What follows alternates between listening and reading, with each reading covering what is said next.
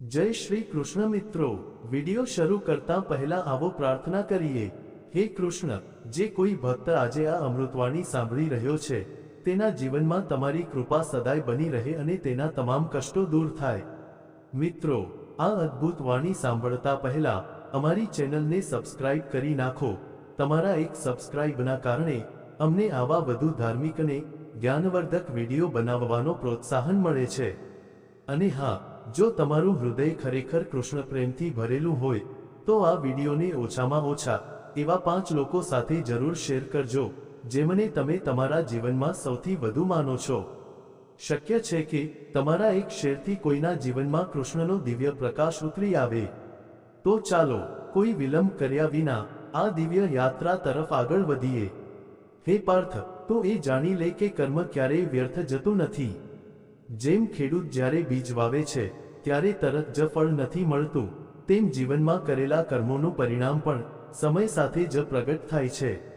કોઈ પણ કર્મ તરત જ પોતાનું ફળ આપતું નથી, કારણ કે બ્રહ્માંડનું તંત્ર ધૈર્ય, ન્યાય અને સંતુલનના સિદ્ધાંત પર ચાલે છે। મનુષ્ય સ્વભાવથી અધીરો છે, તે ઈચ્છે છે કે આજે કરેલી મહેનત કાલે જ રંગ લાવે, પરંતુ સમયનો નિયમ એવો નથી। શ્રી કૃષ્ણ કહે છે કે જે કર્મ કરે છે તેણે પોતાના હૃદયમાં એ નિશ્ચય કરી લેવો જોઈએ કે તેનું ફળ તેને મળશે જ, ભલે મોડું થાય, પરંતુ અન્યાય ક્યારેય નહીં થાય। ધ્યાન આપ અર્જુન, જ્યારે કોઈ કર્મ કરવામાં આવે છે ત્યારે તે માત્ર બહારની ક્રિયા નથી રહેતું, તે બ્રહ્માંડમાં એક ઉર્જાની જેમ પ્રવાહિત થઈ જાય છે। આ ઉર્જા કારણ અને પરિણામના અદૃશ્ય જાળમાં પ્રવેશ કરે છે અને પછી જ્યારે સમય યોગ્ય બને છે ત્યારે તે પાછી ફરીને તે વ્યક્તિના જીવનમાં પોતાની અસર બતાવે છે। સારા કર્મોના ફળ પણ આવે છે અને ખરાબ કર્મોની સજા પણ નિશ્ચિત હોય છે, પરંતુ બંનેના આવવાનો માર્ગ અને સમય અલગ અલગ હોય છે। ઘણીવાર જીવન આપણને પ્રતીક્ષાની કઠિન પરીક્ષામાં નાખે છે, પરંતુ જો શ્રદ્ધા અડગ રહે તો મોડેથી પણ સાચું ફળ અવશ્ય મળે છે। કર્મનું ફળ કેવું હશે તે એ વાત પર નિર્ભર કરે છે કે કર્મ કઈ ભાવનાથી, કયા ઉદ્દેશ્યથી અને કેટલી નિષ્ઠાથી કરવામાં આવ્યું છે।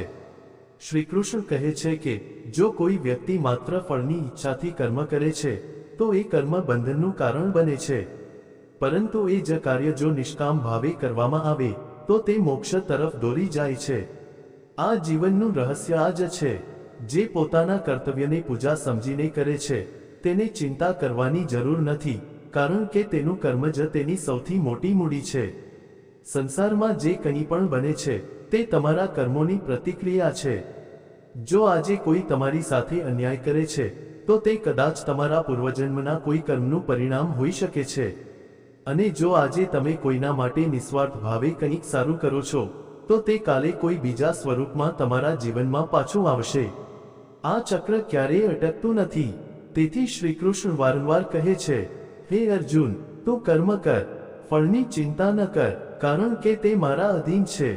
ઘણીવાર તમે વિચાર કરો છો કે મેં સારું કર્યું છતાં મારી સાથે ખરાબ કેમ થયું, પરંતુ તમારે એ સમજવું પડશે કે કર્મોનો હિસાબ માત્ર આ એક જન્મ સુધી સીમિત નથી। આત્મા અમર છે અને તે અનેક યોનિઓમાંથી પસાર થાય છે। જે ફળ અત્યારે નથી મળ્યું તે ભવિષ્યમાં ચોક્કસ મળશે। આ જ કારણ છે કે શ્રી કૃષ્ણ કહે છે, તું માત્ર તારા વર્તમાનને શુદ્ધ કર, બાકી બધું મારા પર છોડી દે। દરેક કર્મ એક બીજ છે અને દરેક બીજને અંકુરિત થવા માટે સમય જોઈએ છે। કેટલાક કર્મો તરત જ ફળ આપે છે, જેમ કે અગ્નિમાં હાથ નાખો તો તરત બળતરા થાય છે, પરંતુ કેટલાક કર્મો ઊંડા હોય છે, જેમ કે જમીનમાં વાવેલા બીજ, જેને ફળ બનતા મહિના કે વર્ષો લાગી જાય છે। તમે વિચારો છો કે ઈશ્વર ચૂપ છે, પરંતુ વાસ્તવમાં તે દરેક કર્મનો હિસાબ રાખે છે। જ્યારે સમય આવે છે ત્યારે તે એ કર્મના આધારે ન્યાય કરે છે, અને એ ન્યાયમાં ક્યારેય ભૂલ થતી નથી। મનુષ્ય જ્યારે છળ કરે છે, જૂઠું બોલે છે કે કોઈને કષ્ટ આપે છે ત્યારે કદાચ તે ક્ષણે તેને કંઈ દેખાતું નથી, પરંતુ અંદરખાને તેનું ભવિષ્ય બદલાઈ રહ્યું હોય છે, અને જ્યારે તેનો સમય આવે છે ત્યારે તેને સમજાય છે કે તેણે જે વાવ્યું હતું તે જ હવે કાપી રહ્યો છે। મિત્રો, આ જ ગીતાનો સાર છે। કર્મ ક્યારેય કોઈનાથી બચતું નથી અને તેનું ફળ ક્યારેય ટળતું નથી, માત્ર સમય જ તેનો માર્ગદર્શક હોય છે। કર્મોનું ફળ અનેક રૂપોમાં મળે છે, ક્યારેક સંબંધોના રૂપમાં, ક્યારેક સ્વાસ્થ્યના રૂપમાં, ક્યારેક ધન કે પ્રતિષ્ઠાના માધ્યમથી. જે આજે સેવા કરે છે તે કાલે સન્માન મેળવે છે, અને જે આજે અપમાન કરે છે તે કાલે એકલો અને તિરસ્કૃત બને છે. આ જીવન એક અરીસા જેવું છે. તમે જે આપશો એવું જ પાછું મળશે. આ જ શ્રીકૃષ્ણની અમૂલ્ય શિક્ષા છે. જો તમારું કર્મ પવિત્ર છે તો તેનું ફળ તમને ત્યારે જ મળશે જ્યારે તમે તેને સંભાળવા યોગ્ય બનશો. ઈશ્વર ક્યારેય વહેલું નથી આપતો અને ક્યારેય મોડું પણ નથી કરતો. તે બધું જ યોગ્ય સમયે આપે છે. હે માનવ, જ્યારે તને લાગે કે તારી મહેનત વ્યર્થ છે, જ્યારે તને લાગે કે દુનિયામાં ન્યાય નથી, ત્યારે કૃષ્ણને યાદ કર. કારણ કે તે જ છે જે દરેક શ્વાસ, દરેક ભાવના અને દરેક આંસુનો સાક્ષી છે.